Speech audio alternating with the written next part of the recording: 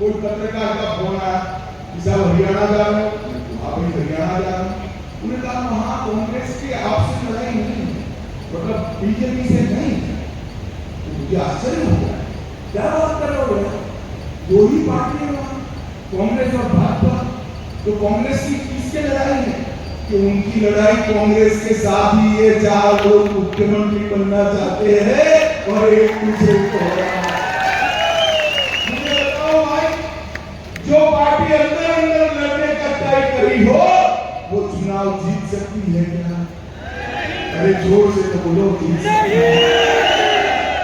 मैं लोहारू आया, ऐसे यहीं से प्रचार का सबूत किया है, मान कर चलो आप। लोहारू में मेरी पहली सभा है, इस चुनाव में पहली सभा। और जहां सबूत किया है, माताएं खास बताए टीका लगाओगे या नहीं लगाओगे? भाइयों बहनों, मैं अभी रोहतक जाने वाला, वहां कहते हैं बूढ़ा साहब को चंडीगढ़ भेजो।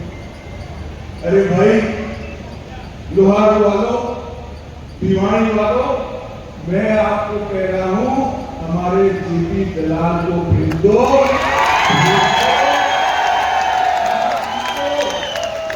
आप उसको विधायक बनाकर भेजो, इसको बड़ा आदमी बनाने का काम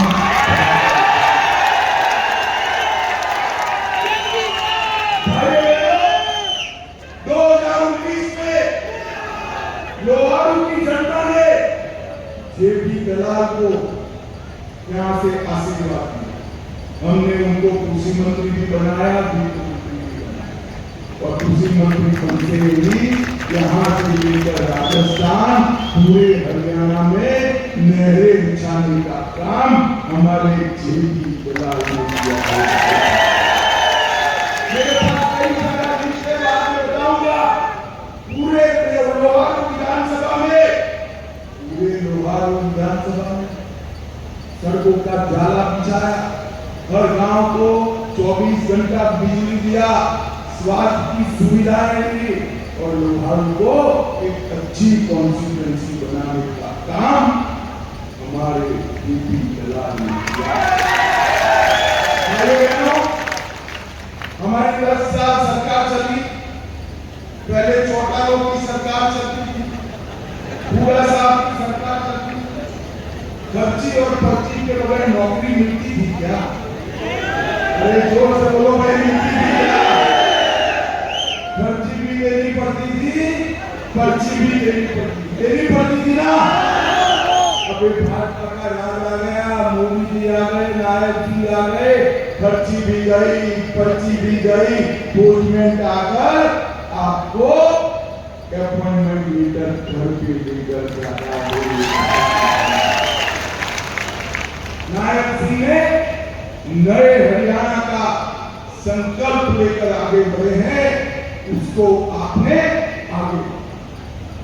मैं यहाँ पर हरियाणा के एससी, एसटी और ओबीसी को भी कहना चाहता हूं। अभी ये राहुल बाबा ने अमेरिका में बयान दिया है कि हम कुछ समय विकास होने के बाद आरक्षण को हटा दें। राहुल बाबा अपनी तस्वीर ले दी, तस्वीर में हमने एससी, एसटी और ओबीसी का जो आरक्षण दिया है इसको वो हटा देंगे।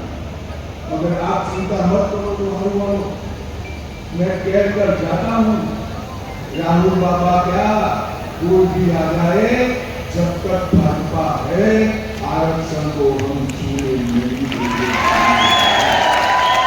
भाइयों और बहनों, आज यहाँ पर जब हम आए हैं तो कांग्रेस का 10 साल का शासन था, इसने निवेश और नौकरी दोनों को बर्बाद करने का काम कर गया था। और आज यहाँ पर मैं आया हूं तब सिर्फ भिवानी जिले का बात करना चाहता हूं। अकेले भिवानी जिले में मोदी जी ने 1,40,032 किसानों को 297 करोड़ रुपया सीधा बैंक अकाउंट में पहुंचा दिया। अकेले भिवानी जिले में 67,800 हेक्टर भूमि सिंचाई कर उत्पादकता बढ़ाने का काम किया, और 6,49,000 लोगों को 5 लाख तक का पूरा खर्चा माफ किया है। हेल्थ के बारे में ऑपरेशन हो, अस्पताल हो, दवाइयां हो, चेकिंग करना हो, मगर अब कोई आय की सीमा के बगैर करोड़पति हो या करोड़पति हो, सभी 70 साल के ऊपर के लोगों को और 5 लाख देने का काम भारतीय जनता भिवानी जिले में 535 करोड़ से मेडिकल कॉलेज बनाया, नए 4 सरकारी कॉलेज खोले, कृषि विद्यालय गोकलपुरा में बनाया, और लगभग 30 करोड़ लोहारू में और देहल में 14 करोड़ की लागत से विश्वविद्यालय और महिला कॉलेज की स्थापना।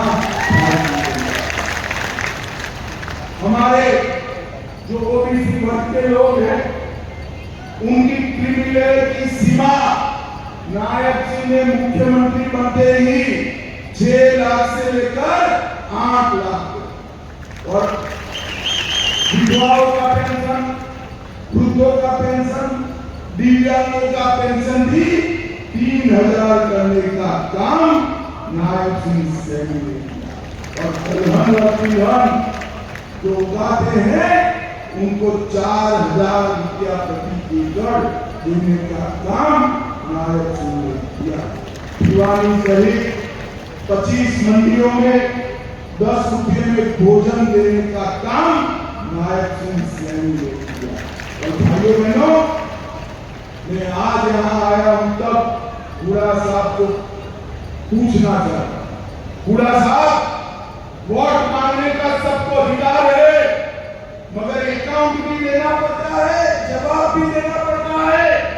अब 10 साल रहे, ऊपर भी कांग्रेस की सरकार थी, यूपीए की सरकार थी, हरियाणा को क्या दिया? तो 10 साल में हरियाणा को 41,000 करोड़ रुपया दिया। कितना दिया बोलो तो भाई? 41,000 करोड़। जोर से बोलो, कितना? और मोदी जी ने 10 साल में 1,43,000 करोड़ रुपया देने का काम। भाइयों, इसके अलावा 1,26,000 करोड़ के इंफ्रास्ट्रक्चर के काम किए, 27,000 करोड़ सड़क निर्माण, 54,000 करोड़ रेलवे और एयरपोर्ट का काम अलग से करने की बात है। और लखपति जी ने 30 लाख लोगों के घर में पानी पहुंचाया, 1 करोड़ आयुष्मान भारत योजना के 5 लाख वाले लाभार्थी है, 8 लाख शौचालय बनाया, 1 करोड़ 80 लाख लोगों को 5 किलो अनाज मुफ्त में दिया और उज्ज्वला में 11 लाख कनेक्शन दिए, जिसमें अब 500 रुपए में गैस देने का काम हमारे नायब से 1 लाख घर गरीबों के बनाए और 58,000 करोड़ रुपया डीबीटी से ट्रांसफर करने का काम भारतीय जनता पार्टी ने। भाइयों बहनों, ये राहुल बाबा जो है ना, वो झूठ बोलने की एक बड़ी मशीन है, मशीन जो हर भाषा में झूठ बोलता है। मैं आज पूछना चाहता हूं, राहुल बाबा, आप हरियाणा के चुनाव के पहले स्पष्ट करिए कि कश्मीर में धारा 300 हटाने का काम, 370 हटाने का काम हुआ, वो अच्छा हुआ या बुरा? वो संसद में कहते हैं कि अयोध्या में एसपी के एमपी जीते, अरे भाई चुनाव में तो हार जीत कई बार होती। अब वो कहते हैं हमने अयोध्या के मकसद को बढ़ा दिया। अयोध्या में मकसद क्या था? बाबर ने राम मंदिर तोड़ा था, वहां राम मंदिर बनाना। लोहार द्वारों बनाना चाहिए या नहीं बनाना चाहिए? जोर से बोलो, बनाना चाहिए या नहीं बनाना चाहिए? मोदी जी ने इसका भूमि पूजन भी किया और उसकी प्राण प्रतिष्ठा कर आज रामलला को सम्मान के साथ भव्य मंदिर में दिखाने का काम हमारे नरेंद्र मोदी। राहुल बाबा को याद सुनना था। राहुल बाबा, आपको पसंद आए ना आए, देश की जनता के दिल की आवाज है कि अयोध्या में राम मंदिर बनना चाहिए, बनना चाहिए। मैं सिर्फ जेपी दलाल मेरे मित्र है इसलिए नहीं आया हूं। मैं जानता हूं जेपी दलाल में काफी ताकत पड़ी है। आप एक बार यहाँ से आशीर्वाद लेकर चंडीगढ़ भेज दो, आगे का काम भारतीय जनता। मुझे बताओ, जेपी दलाल को जिताओगे क्या? कमल के निशान पर बटन दबाओगे क्या? भाजपा सरकार बनाओगे क्या? मोदी जी के हाथ मजबूत करोगे क्या? मेरे साथ प्रचंड आवाज से बोलिए, भारत माता की जय, वंदे मातरम, वंदे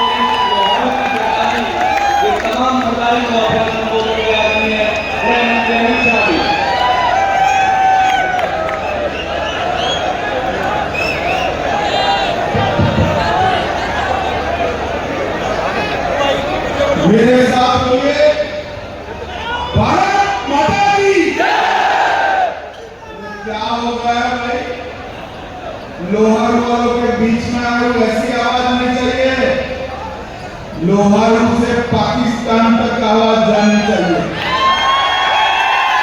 मेरे साथ दोनों हाथ उठाइए, उठाइए दोनों हाथ, विजय के संकल्प की मुट्ठी दीजिए और प्रचंड आवाज से बोलिए, भारत माता की जय श्री राम। मंच पर उपस्थित श्रीमान मुख्यमंत्री नायब सैनी जी, श्रीमान विप्लव देव जी, हमारे वरिष्ठ नेता रामविलास जी, हमारी वरिष्ठ नेत्री श्रीमती किरण चौधरी जी, श्री धर्मवीर जी, कुलदीप भाई बिश्नोई जी, श्री रामचंद्र जांगड़ा जी, डॉक्टर जनरल वासु साहब, बनवारी लाल जी, मुकेश गौड़ जी, और आज के कार्यक्रम में इस विशाल जनसभा में आए हुए प्यारे भाइयों, बहनों, माताओं और मेरे जिगर के टुकड़े जैसे युवा मित्रों, सबसे पहले तो मैं आप सभी को हाथ जोड़कर क्षमा प्रार्थी हूं। हेलीकॉप्टर लेट होने के कारण मैं खासा पौन घंटा लेट चल रहा हूं, मगर यहाँ आया तब मेरे मन में थोड़ी धक थी, हमारे जेपी दलाल का क्या होगा, लोग बैठेंगे या नहीं। अरे भाई लोहारू वालों ने तो कमाल कर दिया, पूरा पेंडल भरकर पेंडल के बाहर। भाइयों बहनों, मैं मां भवानी और यहाँ की प्रसिद्ध पहाड़ी माता के मंदिर को प्रणाम कर मेरी बात की शुरुआत करना चाहता हूं। मैं छोटी काशी में आया हूं, तब मैं बताना चाहता हूं भाई, ये हरियाणा कहने में तो, देखने में तो हमारा एक छोटा सा प्रदेश है, दिल्ली के नजदीक है, परंतु पूरा देश हरियाणा को 3 बातों के लिए याद करता है।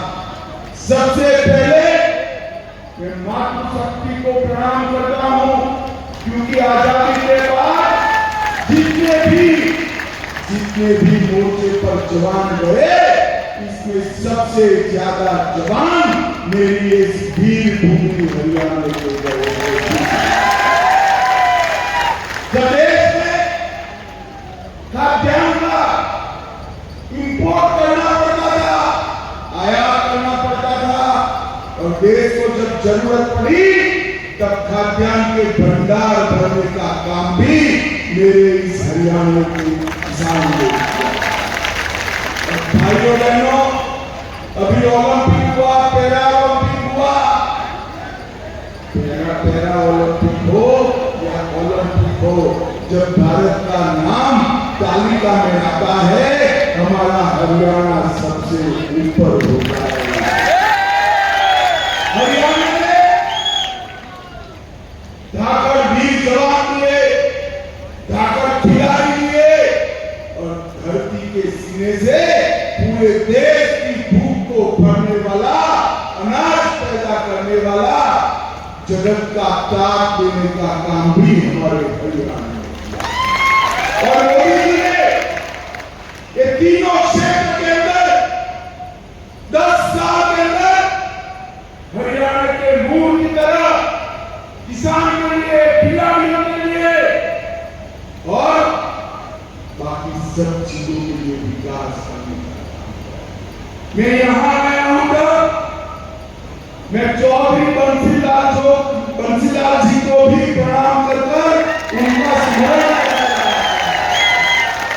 मगर लोहारू वालों, मैं आज यहां से हुड्डा साहब को पूछना चाहता हूं, हरियाणा सेना में सबसे ज्यादा जवान भेजने वाला प्रदेश है। 40 साल से सेना के जवान मांग करते थे कि हमें 1 रैंक 1 पेंशन चाहिए, कांग्रेस पार्टी नहीं, इंदिरा जी ने नहीं दिया, राजीव गांधी ने नहीं दिया, पीएम मनमोहन ने नहीं दिया, आपने मोदी जी को प्रधानमंत्री बनाया, 14 में बनाया, 15 में 1 रैंक 1 पेंशन देने का काम अभी एक योजना लेकर आए हैं अग्निवीर की, एक कांग्रेस वाले और विशेषकर राहुल बाबा राजनीति कर रहे हैं। मैंने सैनी जी को कहा कि सैनी जी अग्निवीरों का अफवाह फैला रहे हैं। भारत सरकार के गृह विभाग ने देश भर की पुलिस ने 20% रिजर्वेशन दिया है, सबको पेंशन वाली नौकरी मिलने वाली है, मगर आप क्या करोगे? उन्होंने कहा हरियाणा के जितने भी अग्निवीर है वो सभी को मैं हरियाणा सरकार में नौकरी दूंगा। मैं हरियाणा के युवाओं को कहकर जाता हूं, ये हुड्डा है कंपनी जिनका काम झूठ फैलाना है, वो कह रहे हैं कि अग्निवीर का बाद में क्या होगा, मैं जो बोलता हूं वो करता हूं, और मोदी जी जो इशारा करते हैं वो भी हो जाता है। मैं आज कहकर जाता हूं, हरियाणा के एक भी अग्निवीर को वहां से अगर वापस आना पड़ता है तो नौकरी के बगैर का नहीं रहेगा, इसकी जिम्मेदारी उठानी होगी। भाई बहनों, सेना को सशक्त करने का काम नरेंद्र मोदी जी, अभी हमारे कश्मीर में भी चुनाव चल रहा है, राहुल बाबा वहां गए और उमर अब्दुल्ला के साथ समाधान किया। इनका एजेंडा क्या है? हम सारे आतंकवादियों को चुनाव के बाद छोड़ देंगे, हम पाकिस्तान के साथ वार्ता करेंगे, हम टेररिज्म के लिए जो प्रतिबंधित संस्थाएं करी है उस पर से प्रतिबंध डालेंगे। ए राहुल बाबा, सुन लो हमारी बात, ऊपर नरेंद्र मोदी बैठे हैं, नीचे भी आपकी सरकार नहीं बनी है।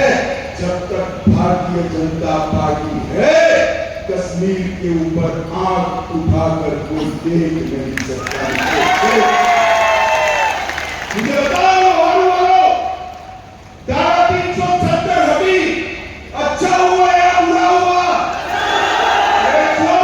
अच्छा हुआ या बुरा हुआ?